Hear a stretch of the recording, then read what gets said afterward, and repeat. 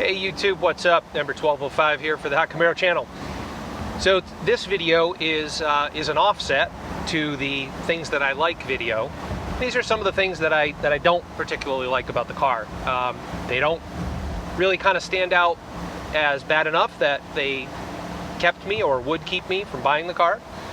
But there are definitely some things that I think GM could have done a little bit better on, and maybe in the future they'll kind of change their ways a little. Maybe they will make some improvements. Who knows, right? So at any rate, no particular order. But one of the things that I don't like about the car is that as a coupe, you don't have a whole lot of trunk space, and the opening to put things in the trunk isn't very big.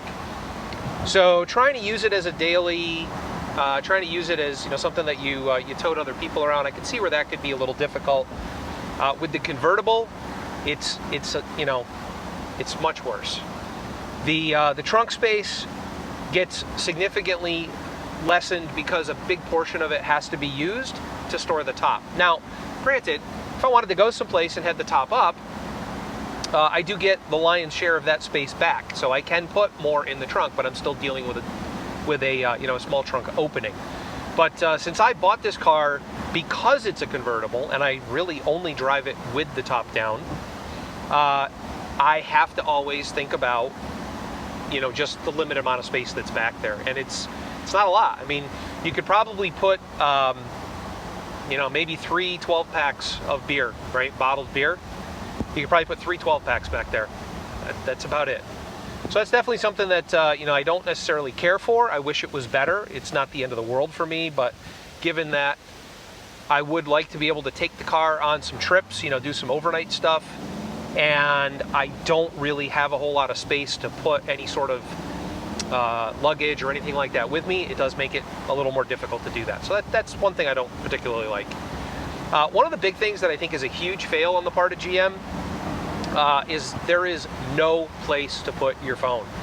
So they've with the newer versions, with certain head units in that, you have Apple CarPlay, you have Android Auto, so you can plug your phone in, connect it to a USB port, and you get all of the mirrored functionality off of your phone on the display in the center console. That's all great, but there's nowhere to put your phone.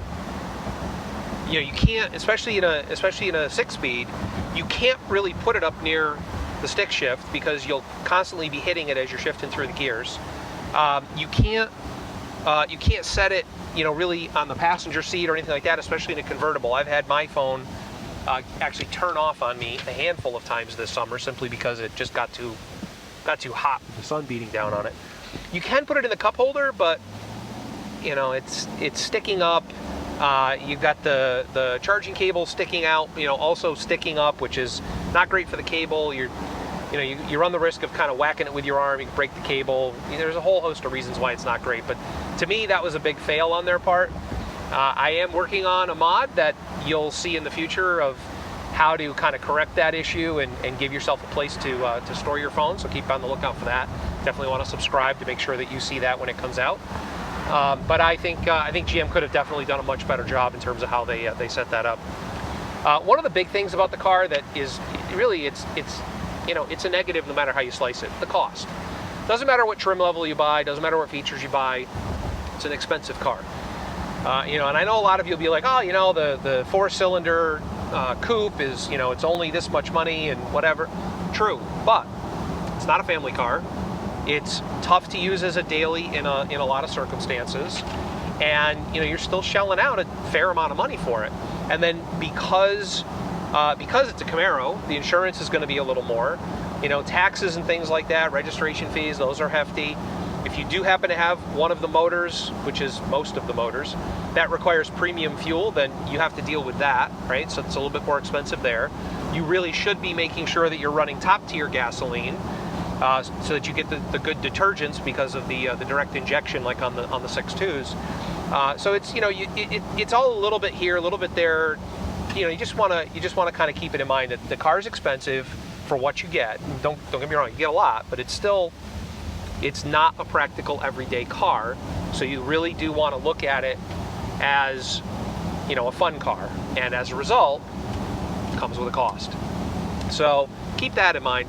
One of the other things that that I really don't like is the at least on the cars with the upgraded brakes, the pads that they use, they basically put dust everywhere. Now my car's white, looks great when it's clean. All I got to do is drive to the end of my road, and it's not clean. That brake dust gets everywhere. It gets all over inside the rims, everything else. So that's, you know, that's one of my next things, is to actually pull the wheels, get the inside of the rims cleaned up really, really well, and because they are painted, you know, put a coating on them. But that's tough. I don't like the fact that stuff gets everywhere. I've mentioned in the video about things that I like, that you can operate the roof while it's in motion. But you know, again, all 4 of my limbs are involved in operating this car normally. So one of the things I don't like is that in order for me to get the roof to close right here, for example, I'm coming home, I have to hold this button. There's no, like, you know, auto set or whatever, like, to kind of say, you know, here, why don't you go ahead and close the roof. So I have to make sure that I get this stuff all kind of, you know, lined up and coordinated, so that by the time I'm ready to, like now, turn into my driveway, that, you know, it's ready to go. So there's a lot of good about the car, but you know, there's definitely some negatives. It's the way it is with everything. Everyone's got to make their own decisions about what matters to them, but I thought I'd share, you know, as an offset to the things I like, thought I'd share things that, you know, I don't like. So thanks for watching today. Please like the video, subscribe to the channel, comment, tell me the kinds of things that you're looking for in terms of topics for me to cover, whether it's for this car or cars in general. And you know, look forward to seeing you guys at the next video. So again, down below, like, subscribe, comment, and until next time, number 1205 out.